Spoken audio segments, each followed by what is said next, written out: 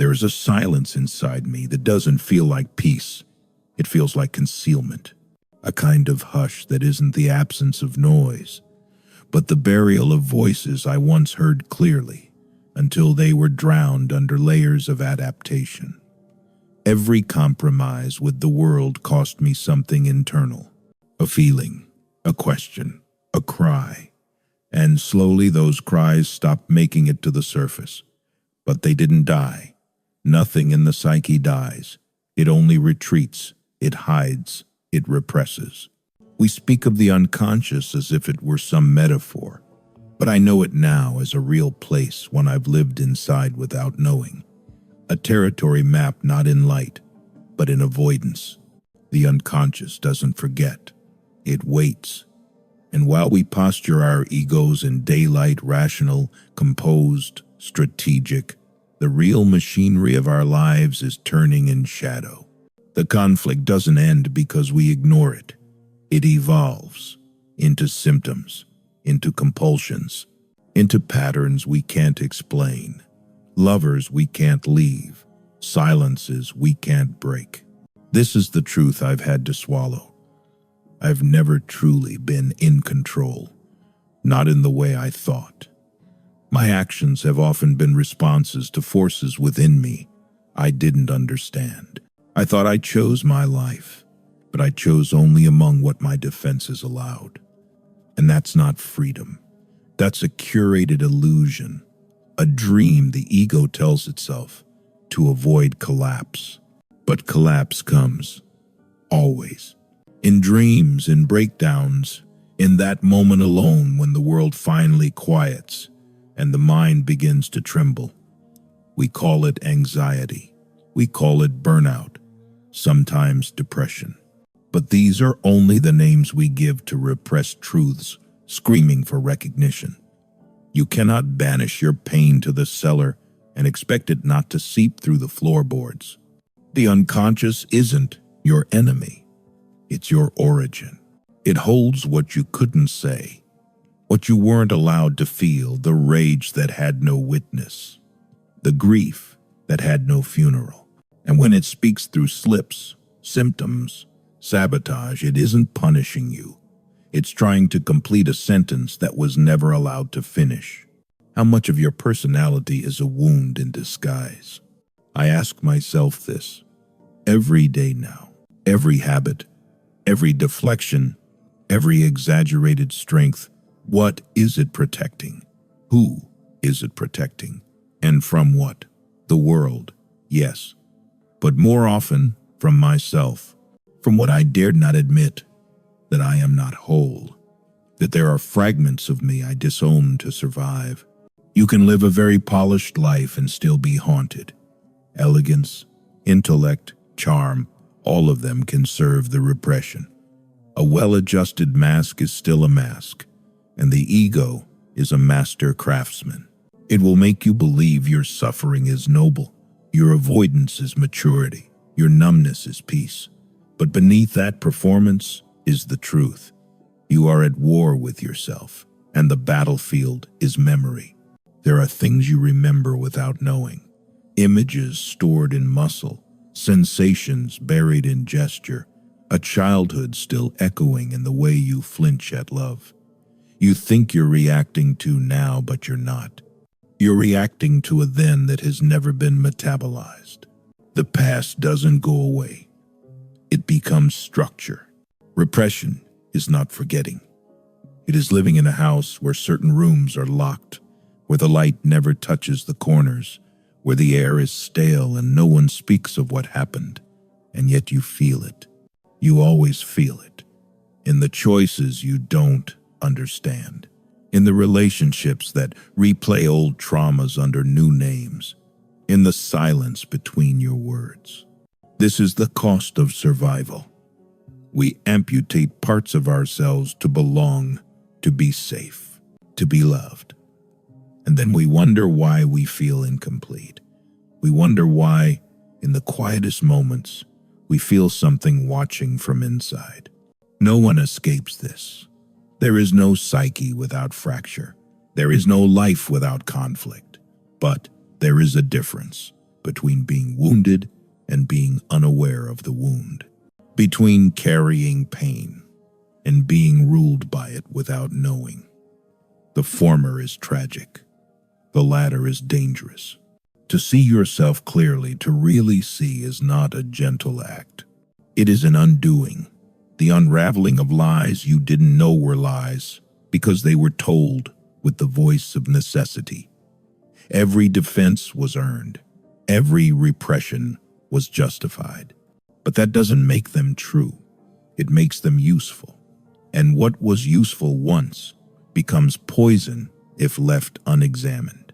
The psyche does not ask you to be whole. It asks you to be honest. And honesty here means discomfort. It means staring into the shame, the guilt, the desire, the aggression, all the parts you've sanitized to appear civilized. But civilization is a thin veil. Beneath it, the animal remains. The infant remains. The wound remains. You can tell yourself you've grown. You can fill your life with evidence of change. But the unconscious doesn't care about your narrative. It doesn't listen to your resolutions. It speaks in the return of the repressed. And if you do not listen, it will make you repeat. Because repetition is the unconscious trying to be known. You find yourself in the same argument again, in the same failure again. You fall for the same person, lose yourself in the same way, hurt in the same pattern. This is not coincidence. This is compulsion. Repetition, compulsion. The mind's desperate attempt to master what it could not bear, to rewrite the past with different characters. But the script remains the same until you remember, until you recognize. Insight is painful. It burns. It destroys illusions you built to survive. But without it, you remain a puppet, pulled by strings you refuse to see. And then you wonder why your life feels foreign, why joy is fleeting, why peace is temporary. You are haunted by what you refuse to meet. There is no peace without confrontation. You must enter the silence, not to escape, but to hear. To hear what the ego has muted. To face what the child you once were could not. To gather the fragments you exiled. This is not healing. Healing comes later or not at all. This is confrontation, a facing, an encounter with your inner world as it is, not as you wish it to be. Most people will not do this. Most people will run into distraction, into ideology, into addiction. They will decorate the prison and call it home. They will name their defenses identity and never question what they're protecting. But you, if you're still listening, something in you is breaking. Something in you is tired of avoidance. Good. That is the beginning. That is the fracture through which the truth leaks in. You were not meant to be perfect. You were not meant to be calm. You were meant to be whole. And wholeness includes rage. It includes longing. It includes grief. Wholeness is not balance. It is recognition. And recognition requires courage. To look in the mirror and say, I have been both victim and perpetrator. I have loved and I have withheld. I have lied to others and to myself. I have wanted things I'm ashamed of. I have feared things that never existed. I have blamed the world for my own silence. And still, I want to know, not to fix, not to cleanse, but to see. Because only what is seen can be integrated. Only what is felt can be transformed. The unconscious does not disappear through denial. It becomes fate. And fate is only the name we give to what we refuse to claim as ours. Control your inner world or be controlled by it. Not with dominance, not with suppression, but with attention, with willingness, with the audacity to ask, what in me is afraid of being known? This is not the end. This is not a lesson. This is the door. Open it or turn away. But know this, the part of you that watches, that waits in silence, will never stop asking, who am I beneath what I've become, and what did I bury to survive? The mind is a theater with no audience, only masks. And behind each mask, another. We call them personas, adaptation strategies. But they are, at their core, evasions. Facades constructed not for performance, but for protection. Who, after all, would choose vulnerability in a world that punishes it with indifference? The child learns quickly. Don't cry too loud.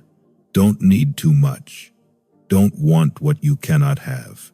And so, desire is dressed in shame, and need is diluted into politeness. The raw becomes refined, and the self becomes split, one part exposed to please, the other buried to persist. You begin to speak in ways that keep you safe. You laugh to distract. You agree to disappear. You become fluent in the language of concealment, and it works for a while. You are accepted, perhaps even admired. But something inside you twists.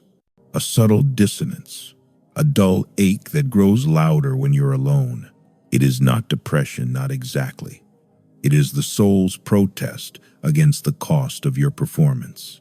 You know it when you look in the mirror and feel like a ghost, when success tastes hollow, when you can't feel love unless it's conditional. We talk about authenticity as if it were a product to acquire, but authenticity is not comfort. It is revolt. It is the collapse of false structure. It is what happens when the psyche refuses to lie anymore, when the hunger for truth outweighs the fear of pain. And make no mistake, truth is painful. Because the truth is, you were not held the way you needed. You were not seen in your most sacred moments. You were told to be strong when you were crumbling. You were told it was your fault when it wasn't. Comes ever. And now, decades later, the wound remains, dressed in adult clothing. You don't outgrow the wound. You evolve around it. You become capable, intelligent, responsible. But beneath it all, the same child still flinches at the sound of disapproval, still waits for a parent that never arrives, still apologizes for existing. These internal ghosts don't fade with time. They grow clever. They build lives, careers, marriages. And then, one day, they shatter not from weakness, but from the unbearable weight of untruth. The psyche demands coherence. And when that coherence is violated, when your outer life contradicts your inner world, the mind revolts. Panic, attacks, exhaustion, inexplicable grief. These are not signs of disorder. They are signs of a psyche trying to return to itself, trying to remember what it once knew before it was taught to forget. We call them disorders because they disrupt the functioning of our constructed self. But sometimes, disruption is sanity. Sometimes the breakdown is the only honest thing we've ever done. You fear what's inside you not because it's monstrous, but because it's true. The rage, the lust, the sadness, the unbearable need, these are not demons. They are disowned aspects of the self, banished because they were inconvenient to others. But they remain loyal. They wait in shadow, asking only to be felt, to be acknowledged, to be mourned. And until you do, they will find other ways to be seen through projection, addiction, obsession. Every unrecognized part of you will wear someone else's face until you finally turn inward and say, I see you. I remember you. I will no longer pretend you do not exist. This is the tragedy of repression. We do not lose our darkness. We become it unknowingly. We speak of our parents and forget the mirror they handed us. We chase validation and forget the abandonment we haven't named. We choose partners who repeat our early wounds because repetition feels like familiarity, and familiarity feels like love, even if it bleeds, especially if it bleeds. The unconscious chooses pain over emptiness because pain is presence, and presence, however brutal, is something. It is not your fault that you learn to hide, but it is your responsibility to return. No one can excavate your psyche but you. No one else speaks the language of your dreams, your symptoms, your slips. They are coded messages from the depths, metaphors, trying to make themselves known through flesh, through feeling, through failed relationships and restless nights. To ignore them is to abandon yourself a second time.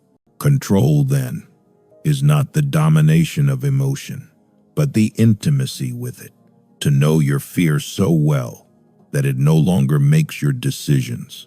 To recognize your anger without becoming its instrument.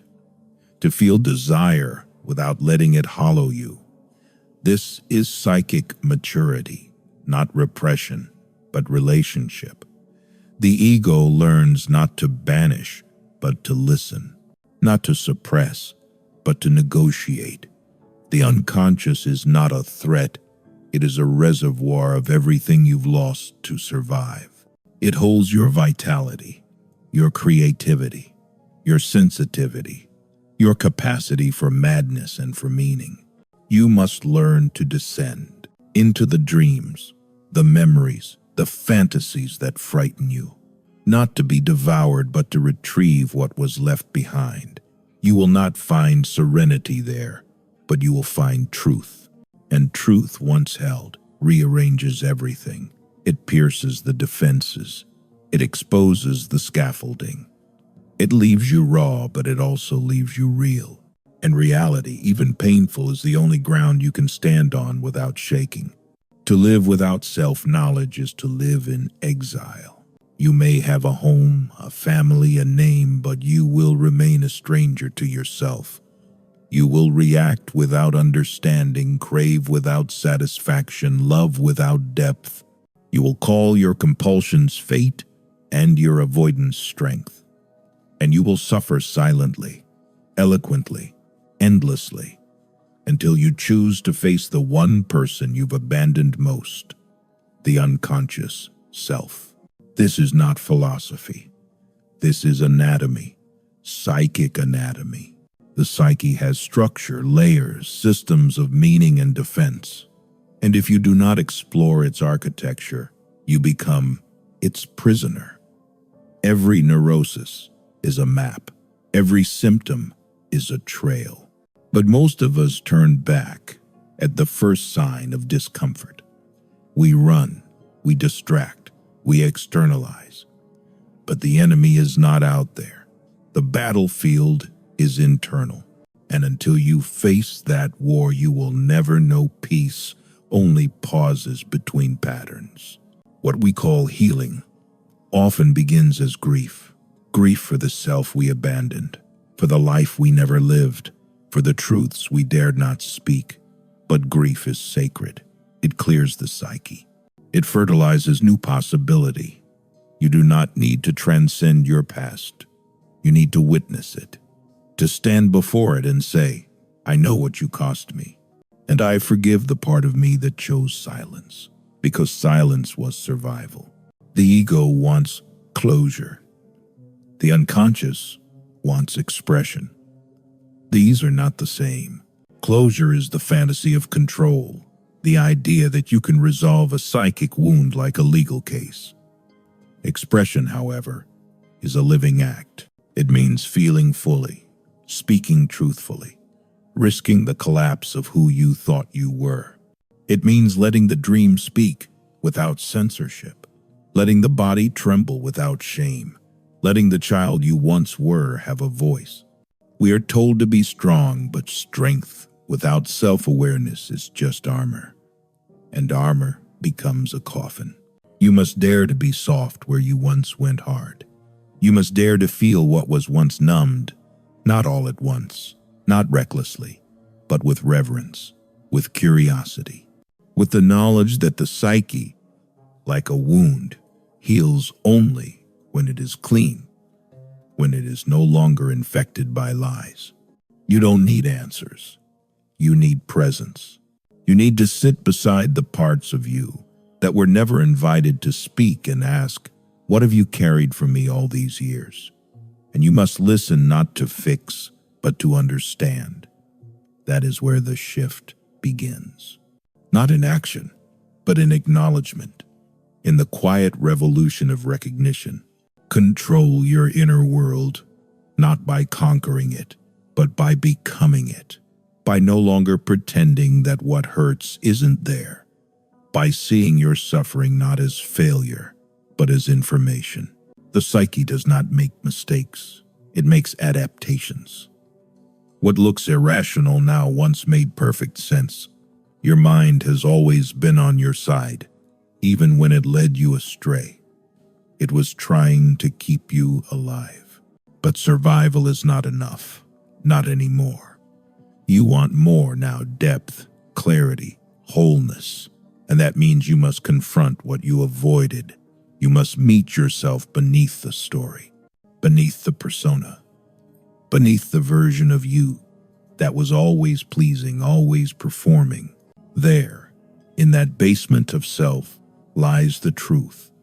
You have always been more than what you became to survive.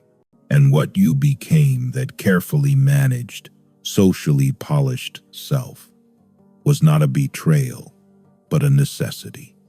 You constructed it not out of vanity, but out of desperation. You had to make sense to others in order to be kept close. You had to be palatable to be safe. And so you shaped yourself into a mirror for their comfort, a sponge for their pain, a mask of reliability. But now, that mask is cracking. Not because you failed, but because something within you no longer agrees to be imprisoned. The lie we tell ourselves is that our coping mechanisms are who we are, that our defenses, our hyper-independence, our detachment, our perfectionism, that these traits define us. But they are not identity. They are injury. They are the scaffolding we built around vulnerability. And when that scaffolding becomes the house, we forget there was ever anything inside it. We confuse the fortress with the inhabitant, but the soul has not forgotten. It pushes, it rebels, it whispers through fatigue, through longing, through inexplicable sorrow that surfaces in moments of quiet. It asks, "When will I be allowed to exist?" And this is where the real conflict lies, not between you and the world, but between you and the parts of yourself you've silenced. You fear your sadness because no one knew how to hold it. You fear your anger because it was punished. You fear your need because it was shamed. But these emotions were never wrong, only inconvenient. And now they live underground, feeding the roots of your symptoms. The more you ignore them, the more they find ways to speak, through your body, through your dreams, through the sudden tightness in your chest when nothing appears wrong. Your psyche is not chaotic, it is articulate. But it does not speak the language of the ego. It speaks in images, in symbols, in moods that do not match the moment. It speaks through compulsions you can't explain, through patterns that repeat despite your best efforts. It speaks until it is heard. And if it is not heard, it escalates. What begins as tension becomes illness. What begins as restlessness becomes crisis. This is not punishment. This is protest. You do not control your inner world by overriding it.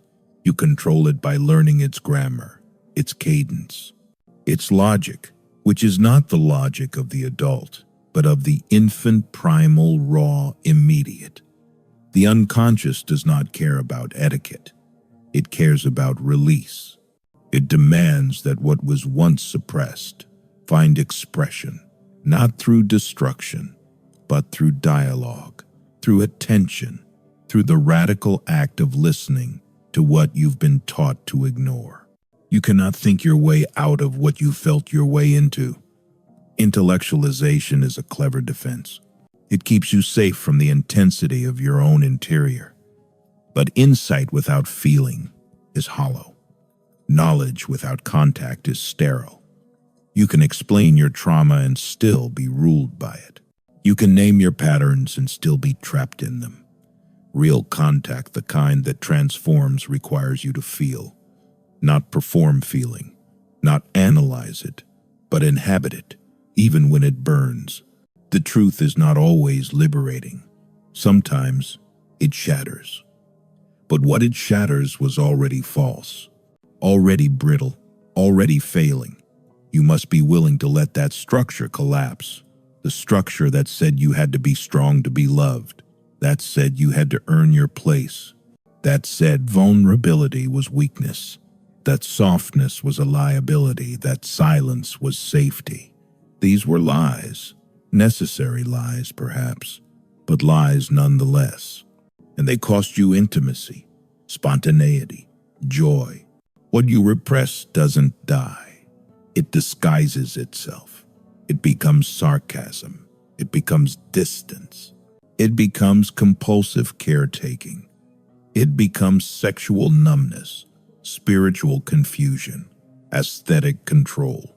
The unconscious is infinitely creative, but it never forgets its purpose: to return the repressed to consciousness. And it will try over and over until you finally stop running and turn around. That moment, the moment you turn inward, is not grand. It is quiet, humble, a surrender, not a conquest. You realize you cannot outrun yourself, that no success will erase the ache, that no partner will complete the story you abandoned, that no amount of productivity will silence the child in the basement asking, "Do I matter if I'm not useful?" You begin again, not from scratch, but from truth. You start to feel the feelings you froze. You start to mourn the time you lost pretending. You start to speak the words that once threatened your belonging. And it hurts. It is disorienting. The people around you may not understand. They may prefer the old version of you, the one who smiled on cue, didn't ask for much, who made others feel strong, but that version was a role, not a self. And the cost of continuing to perform is too high. This is not a story of becoming better. It is a story of becoming real. You stop asking, "How do I fix myself?" and start asking, "What am I feeling right now that I was never allowed to feel?" You stop chasing healing like a finish line and begin honoring it as a practice of daily honesty.